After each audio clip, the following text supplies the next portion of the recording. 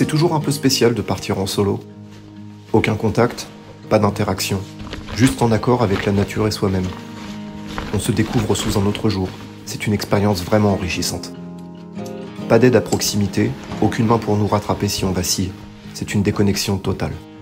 Un savoureux mélange d'opposition entre une concentration extrême et un lâcher-prise sur nos craintes et nos doutes.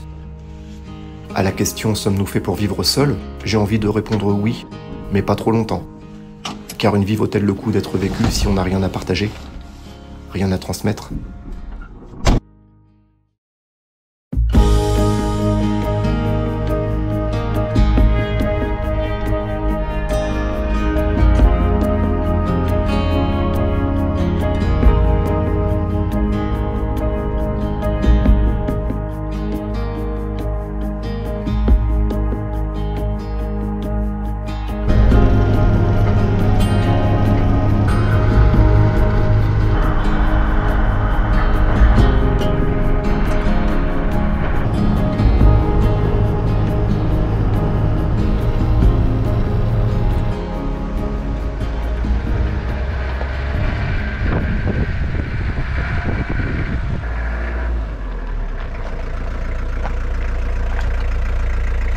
Eh bien salut à toi jeune aventurier, très content aujourd'hui de vous retrouver pour une nouvelle vidéo. Je suis arrivé dans le Massif Central, plus précisément dans le Puy-de-Dôme sur la commune de Mont-d'Or pour effectuer ce fameux bivouac dans la neige. Au programme il y aura une randonnée de 15-16 km environ, suivi de ce fameux bivouac. Là je suis posé avec le camion sur un parking, je vais aller repérer un peu les lieux et de toute façon ça commence juste après ça.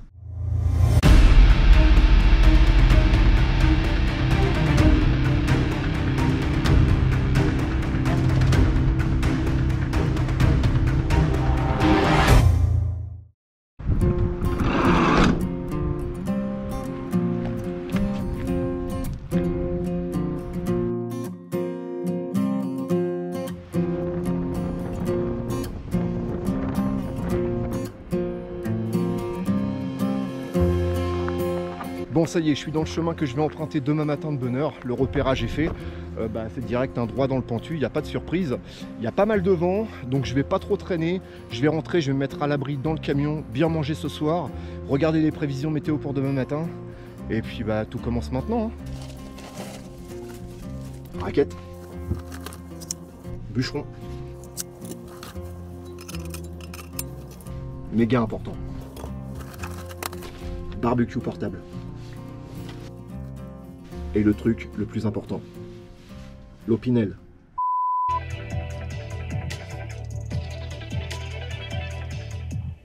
Bonjour à tous. Si vous n'aimez pas le mauvais temps, c'est sûr, vous n'allez pas du tout apprécier ce week-end avec beaucoup de pluie, beaucoup de neige et beaucoup de froid en vue.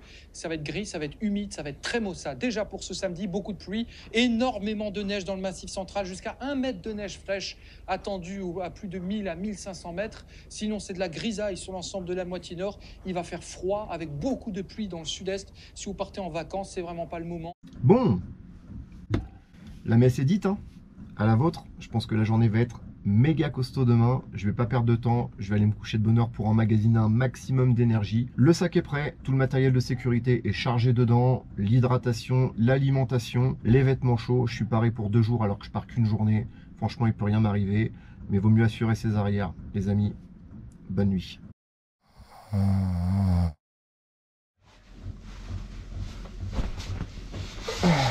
Bon, ça y est. Il est 6h30, j'ai été voir dehors un petit peu, il y a 5 cm de neige fraîche qui est tombée là.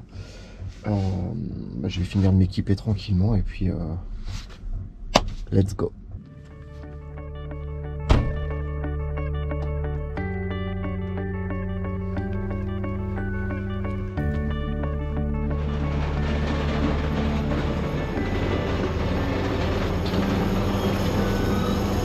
Bon allez, c'est parti, début du sentier, j'y arrive dans 30 mètres là. Donc comme je disais, 5 cm de bonne neige là. Et à mon avis, plus je vais monter, plus ça va être intense. Bon, je suis bien équipé, tout va bien.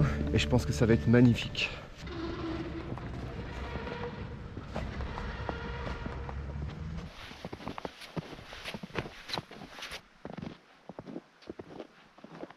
Allez, déjà 2 km, ça y est, hein, l'aventure est lancée. Donc je vais condenser et essayer de vous faire un maximum de belles images. Et ben, en tout cas, c'est franchement un réel plaisir de pouvoir faire ces premières traces là le matin comme ça.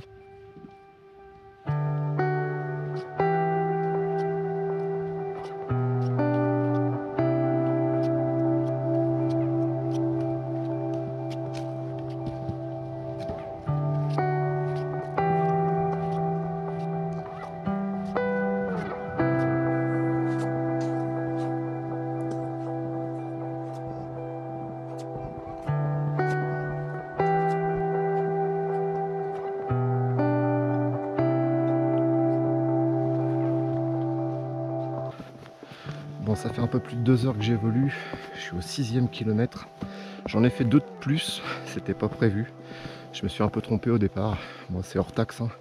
Mais c'est pas grave, j'ai bien rattrapé le bon itinéraire. Là je me dirige vers le col de Clerc, je sais pas si je prononce bien, désolé pour les locaux. Avant d'atteindre les crêtes pour pouvoir après effectuer l'ascension du Sancy. J'ai croisé un guide tout à l'heure qui m'a dit attention sur les crêtes.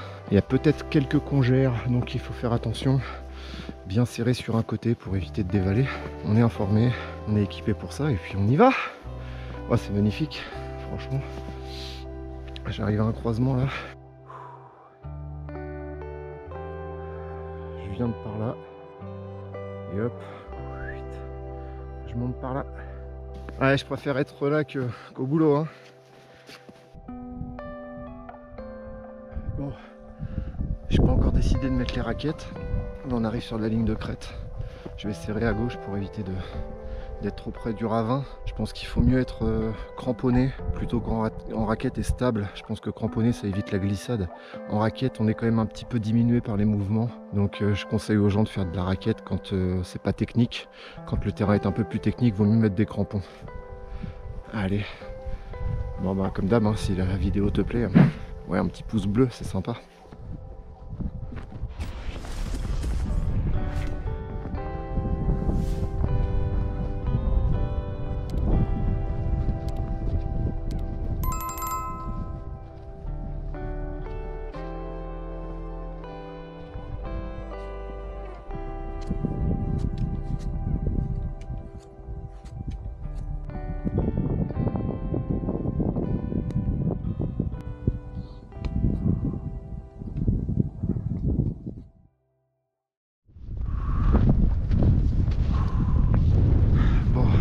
Quand même, il n'y a plus de balisage, je suis au milieu de nulle part. C'est souvent à cet instant là qu'il faut garder un maximum de lucidité, réfléchir, pas se précipiter et prendre la bonne décision. Là je vois une clôture, donc si je suis pas trop loin de la clôture, ça veut dire que j'ai toujours un repère visuel si j'ai besoin de redescendre. Oh, c'est pas évident parce que là maintenant la neige est beaucoup plus profonde. Et ouais, hein, c'est clair qu'on part pas sur une aventure comme ça, la fleur au fusil, hein, sans avoir de bonnes connaissances. Il y a quelques règles importantes à respecter. La sécurité reste et restera la priorité numéro 1. Elle se divise en 4 règles élémentaires: hydratation, alimentation, hypothermie et la blessure.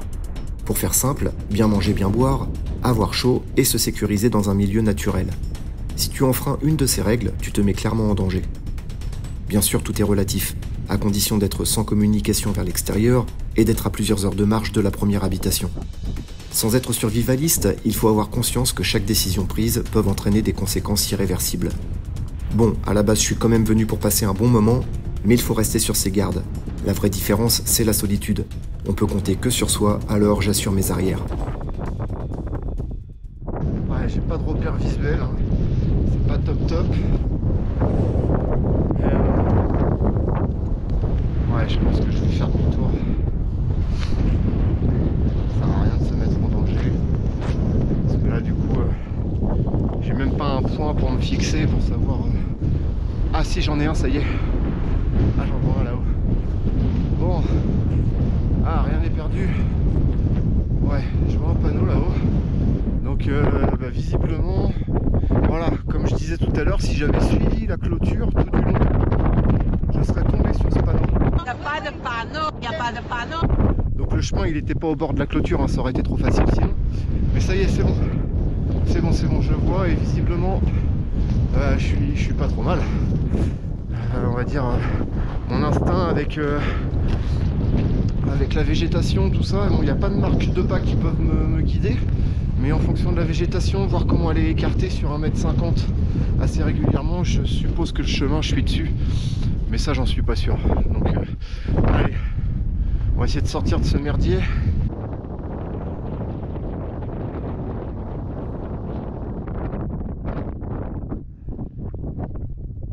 On est toujours content de voir un panneau, hein, c'est dingue. C'est ce qui nous raccroche un petit peu à un semblant de civilisation. On se dit que, ouais, on est sur le bon chemin. J'aurais dû mettre mes raquettes avant, je pense, parce que le terrain n'est pas technique. Et ouais, j'aurais dû les mettre avant.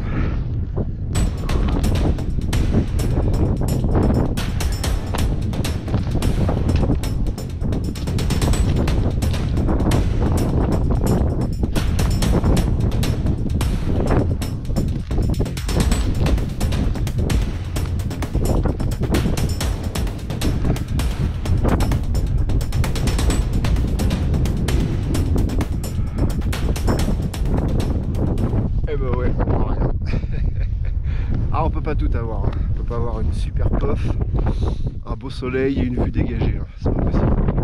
Les trois réunis, c'est 2 fois dans l'année, hein.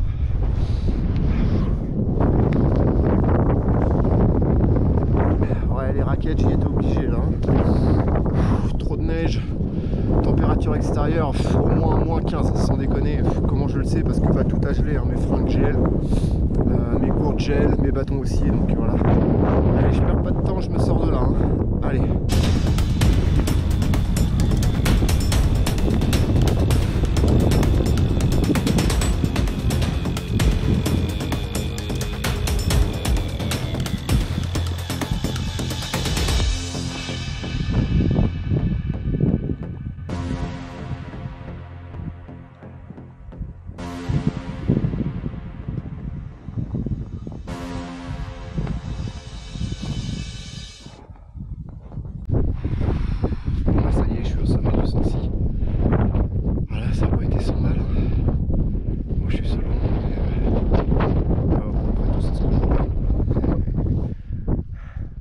Ouais, c'est toujours délicat de faire une aventure comme ça en solo, hein, bien sûr.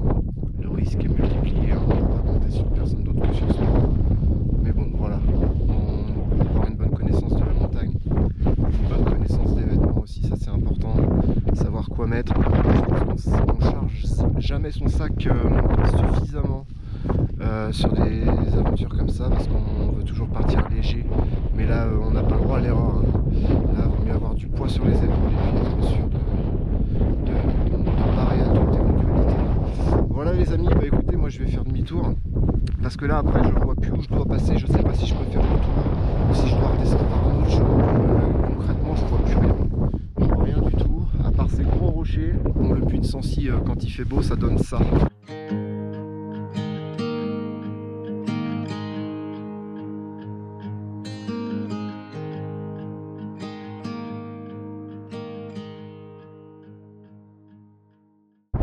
Ouais, c'est quand même plus agréable, hein. Mais bon, non, l'aventure est cool, c'est ce que je voulais, le dépassement de soi, être un peu seul, et franchement c'est classe.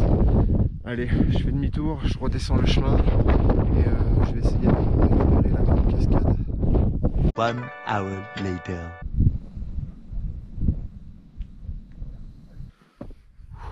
Pâte au poulet. Bon, je me suis posé près d'une petite auberge là, mais elle est fermée. Mais au moins je suis abrité du vent, je suis pas trop mal. Repas chaud important, hein.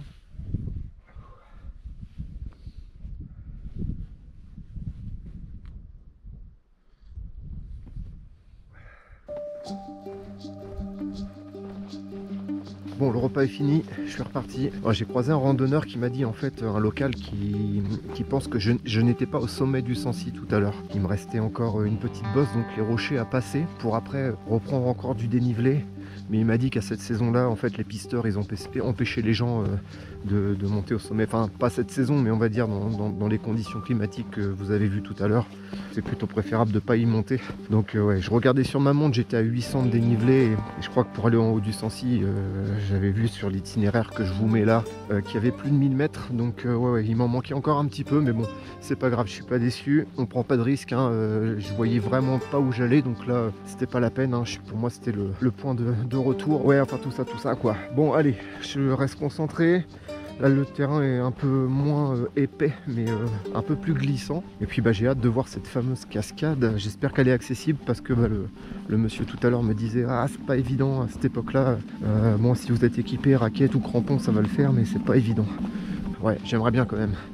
Avant de poser ce fameux bivouac. Ouais, pas trop tard, très important de regarder aussi l'heure où se couche le soleil pour être sûr de bien préparer son bivouac et puis ne pas être pris par la nuit, que tout soit prêt avant. Voilà les amis, bah écoutez, restez avec moi, il en reste encore un petit peu à faire. Hein.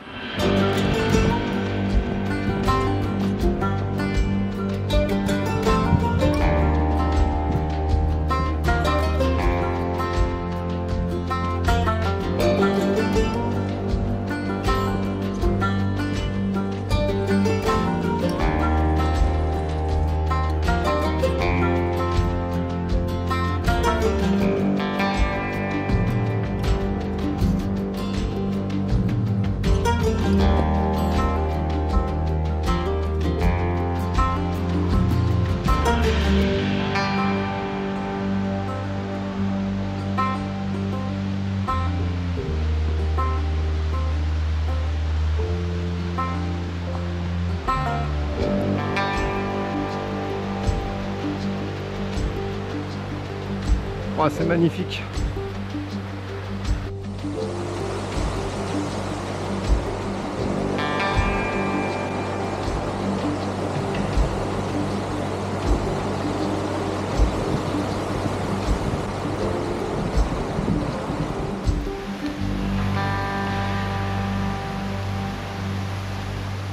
C'est juste incroyable.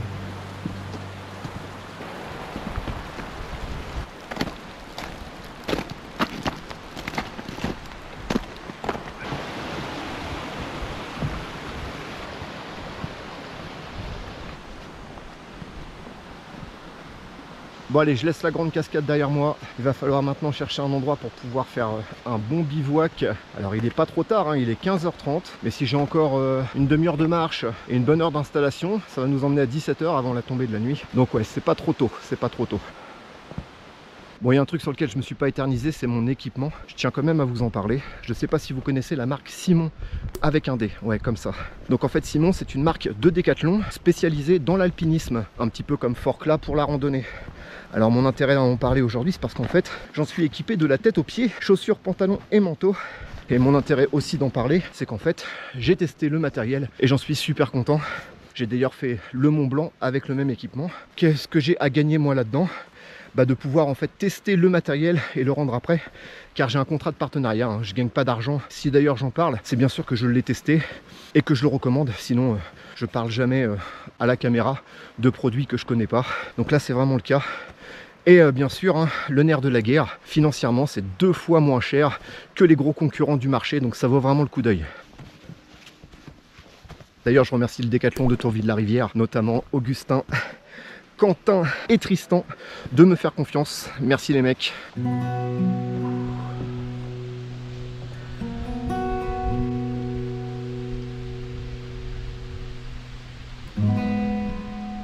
Ouais, d'ici c'est pas mal aussi. Hein. Allez.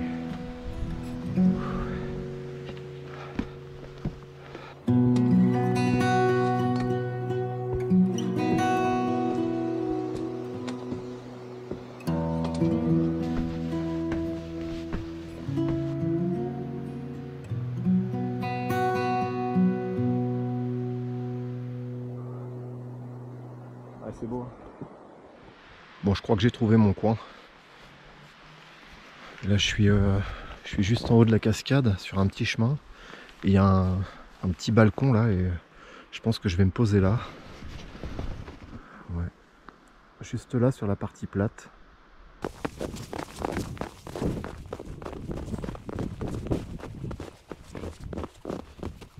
Juste ici. Ouais, ça me paraît bien. Ici. 3 règles fondamentales pour se poser dans de bonnes conditions. Premièrement, analyser correctement l'endroit où établir son camp. Il y a plusieurs signaux d'alerte. Le sens du vent, une chute d'arbres potentielle, le passage fréquent d'animaux et la proximité d'un chemin d'extraction. Ces facteurs sont également déterminants pour ta sécurité, qui soit dit en passant est la règle numéro 1. Deuxièmement, connaître correctement son matériel. Il est important de monter sa tente chez soi quelques jours avant l'excursion. Si celle-ci est neuve bien sûr et jamais montée, ou si tu viens d'acquérir une tente d'occasion pour vérifier son état. Cela te permet aussi de voir combien de temps te prend le montage.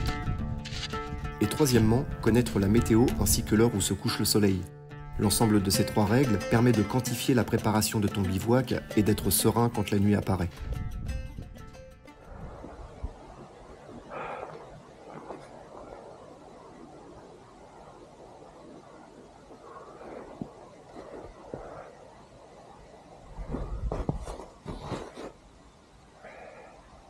Ouais, ça y est, c'est bon. Il est 17 h, la tente est posée, le matos est rentré et franchement, c'est un souci en moins.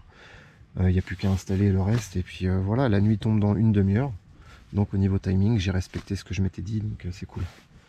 Bon allez, on va aménager un petit peu ce petit cocon douillet. A few moments later.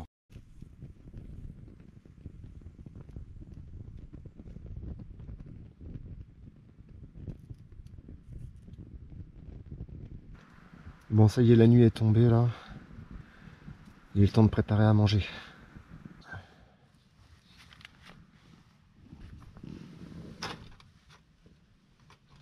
Bon, bah ce soir c'est hot dog.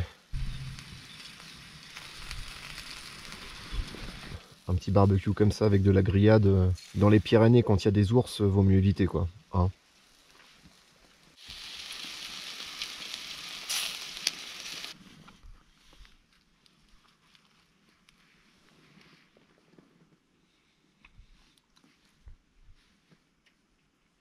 Bon, ça y est les amis, bien mangé, bien rassasié, un bon thé chaud pour faire passer tout ça.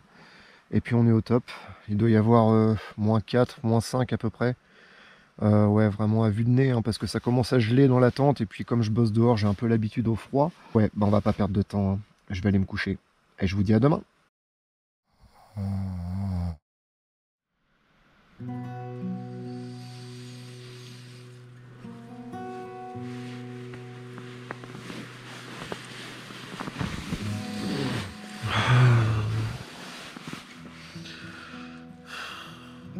Il est 5 h. Grosse nuit.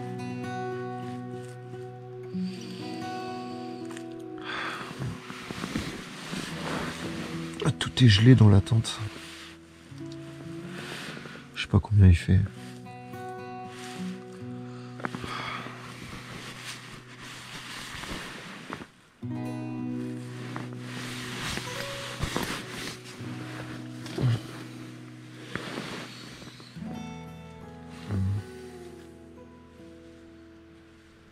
Ouais.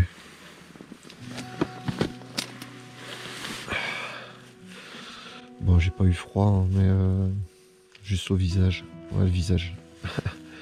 Forcément, c'est la seule partie qui sort du duvet.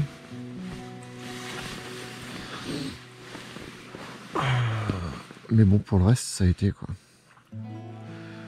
Je dû m'endormir vers 21h30. Sommeil profond jusqu'à 3h30. Donc, ça va. On est large. Bon. Eh ben, on va se prendre un petit café, hein.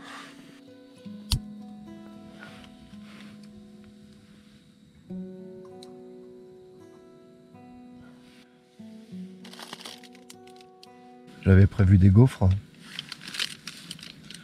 Elles sont toutes gelées.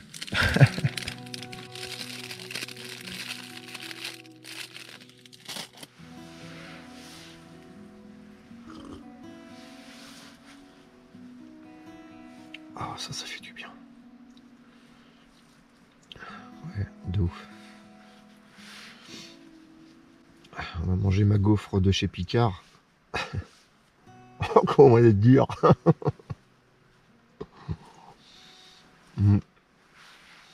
Ouais, c'est pas grave. C'est pour les effets que ça va faire après.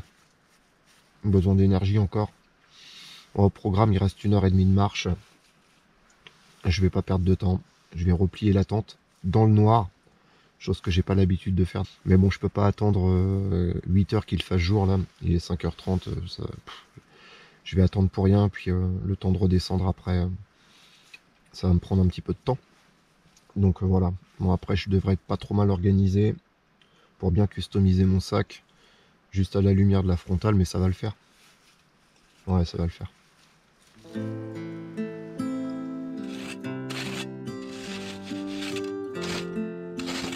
Il y a des choses qu'on fait dans la vie et qui prennent tout leur sens. On est au bon endroit au bon moment. On laisse derrière soi toutes sortes de pollutions modernes et tout ce qui va avec. Les technologies, les réseaux, les transports. On se reconnecte l'espace d'un instant avec nos origines naturelles. Juste boire, manger et dormir. Se déplacer à pied dans une nature encore préservée. Je me sens bien, à ma place. Et j'aimerais que ça dure.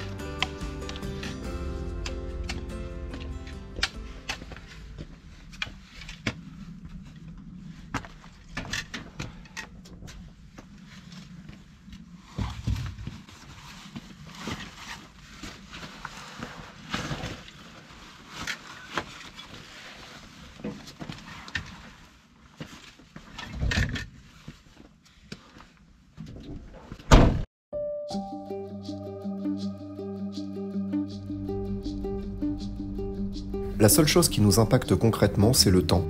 Il n'est pas inépuisable, alors on doit s'adapter.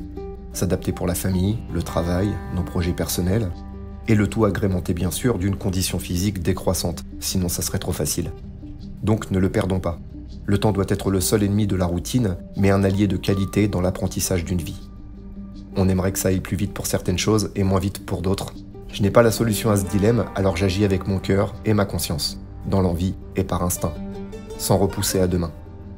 Je me projette déjà sur l'objectif d'après avant même d'avoir clôturé celui-ci. Trop impatient ou un simple consommateur d'aventure, peut-être un peu des deux. Le temps aussi a ses défauts. Mais je sais d'où je viens, ce que j'ai vu, et surtout la chance que j'ai d'être là, où je suis à l'instant présent dans les conditions que vous voyez. Je tiens à dédier cette vidéo à toutes les personnes diminuées, peu importe le handicap, la santé ou les ressources. En 2025, il y a encore des gens qui dorment dehors. Force à vous et à ceux qui les aident. Alors ok, le temps ne guérit pas tout, mais la vie est belle. Même si c'est plus facile à dire quand on vit du bon côté et que l'on ne manque de rien. J'y pense un peu pour rester connecté. Et jamais perdre de vue le sens des valeurs. Les vraies. Un jour on va mourir, mais tous les autres on va vivre. Ne perdons pas de temps. Il est précieux, mais périssable.